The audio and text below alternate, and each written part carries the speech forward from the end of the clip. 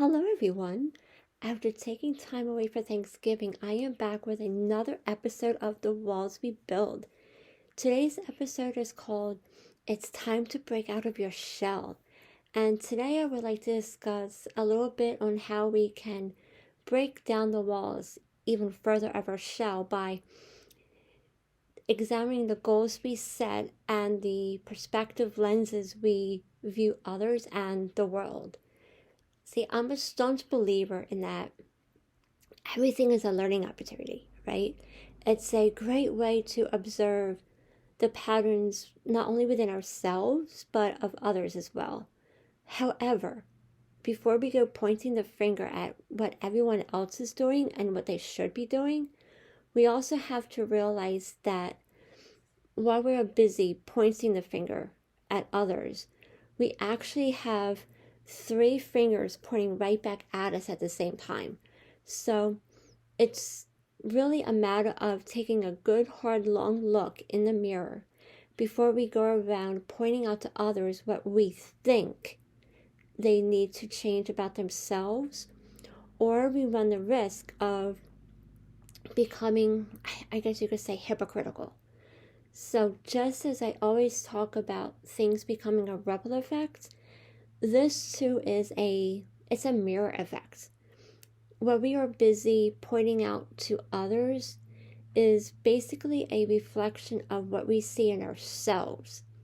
Whether it is something we feel they need to work on, or even if it's something that we see that is beautiful and radiant. The mirror effect works both ways, reflecting back to us what we actually see within ourselves. So you can say that we're all walking around being mirrors for each other. And whether we like it or not, the shell is a part of each and every one of us. There's nothing wrong with that. It's just another aspect of ourselves that I believe that we have to be able to learn to adapt to. And maybe if we learn to accept our shell instead of denying it, it would, in a sense, kind of make life just a tad bit easier. And so how do you ask? Well, if we accept our shell identity as something that is always there, then we could use it as a catalyst in our ascension process. How is that? Well, for example, we can listen to that voice in our head when it pops up, when it's telling us to give up and give in, when it tells us that we're not good enough. By using that limiting thought pattern as a driving force, as a reminder of sorts of our inner strength and our potential. So remember, self-talk is everything, right? And with the right tools and with a daily practice, we can just as easily flip that script from negative to positive faster than we can blink our eyes. However, it's just as true that when we don't keep doing the work, right, we become stagnant. And the wall that we have been working on taking down can start to build back up again. And after a while, it will start to feel like we are at a standstill, wondering, like, what the hell just happened? We've been doing all this work on ourselves and now we just feel stuck, right? So it's a daily commitment that we have to keep renewing to ourselves each and every day, and sometimes moment by moment. And a question that we have to ask ourselves is it really worth going back down that deep, dark rabbit hole? Isn't it worth putting in that special time into yourself so you don't have to go back to that scared, shy little boy or girl again? Isn't it worth it to tear down that wall and come out of that shyness and let your light shine for all the world to see? So commitment is key here in becoming who you are and who you're meant to be. And the reason I say it's a daily practice is because even when we feel that shift beginning to occur or feel that it's already happened, we have to keep at it, because that voice can pop up when we least expect it, telling us that we've done all we can and that this is as far as we can go. But keep going as far as you want to go. There's no limit here. The only limit is the ones that we place on ourselves. I don't know about anyone else, but I remember what life was like before I started making the shift into becoming who I'm meant to be. I was extremely limited, lonely, scared. My creativity was extremely suppressed. I don't want to go back to that previous person. She was just a shadow of the person that I am today, and I will do whatever it takes not to go back, and I would gladly spend the rest of my life fighting against the social virus that I was born into, and I will proudly and humbly spend the rest of my life raising my voice against the conditioning and limitations so that others can have that same freedom. Growth is all about challenging ourselves, right? We can't grow if we just settle and accept things for as they are. We have to keep pushing and keep asking the hard questions. The show will show up when it hears something that it doesn't like or it doesn't agree with. And when a new perspective is presented, it says, nope, I don't have to believe that. I don't agree with that. That this is what I believe and I'm sticking to it. The show prevents us from accepting all possibilities and all perspectives. And that mindset limits us to just one reality. But who's to say what is and isn't reality? The only reality is that there are multiple perspectives to multiple possibilities. And when we open our hearts and minds to how infinite everything and everyone around us is, it opens up a world to where we can truly see the beauty that surrounds each of us every day. And there is no angle per se. Okay? Here's a few questions for your reflection. It seems as if we are always making goals. I want to achieve A, B, and C, and I want to achieve that by this time. But what if? What if some of those goals are in some way limiting us? I ask you to ask yourself, what are the intentions behind those goals? And how are those goals going to serve you in what you are trying to accomplish? Now, I'm not saying that goals are necessarily a bad thing.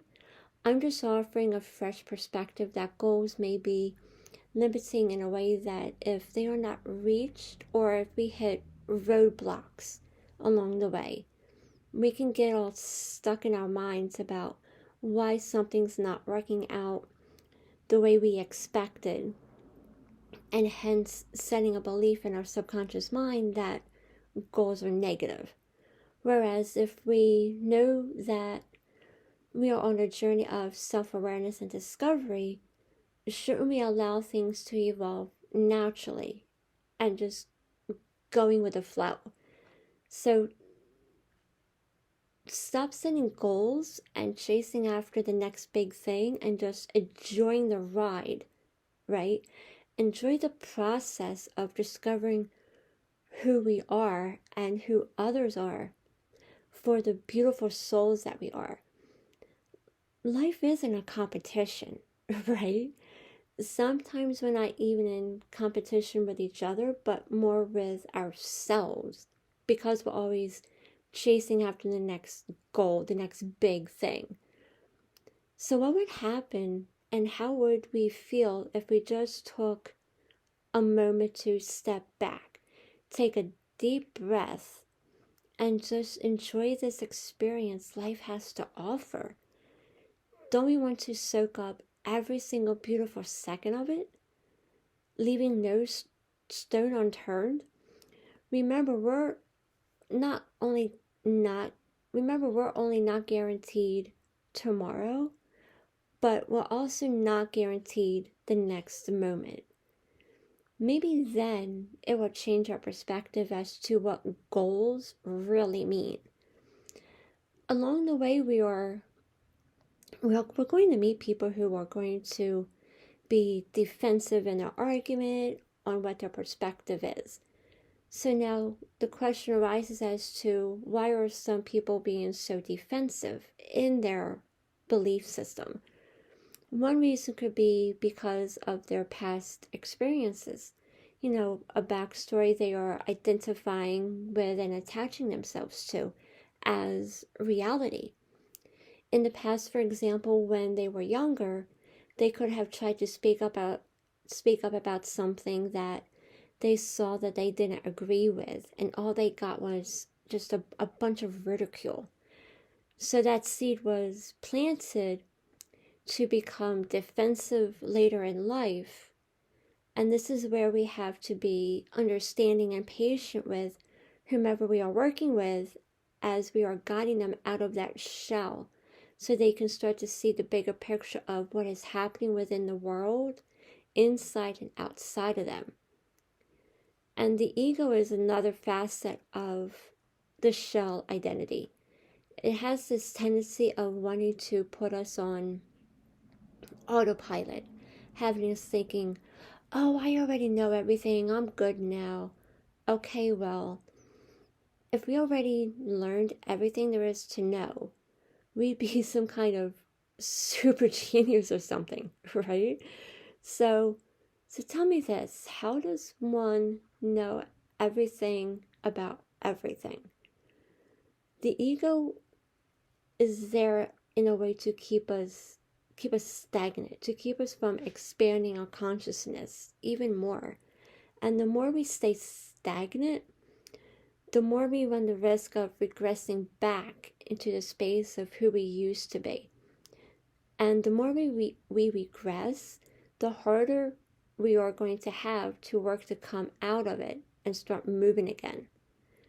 There's always going to be something to learn, something more to discover. And that's just the beauty of life. That's just the way we're designed to be. We're naturally intuitive and curious beings.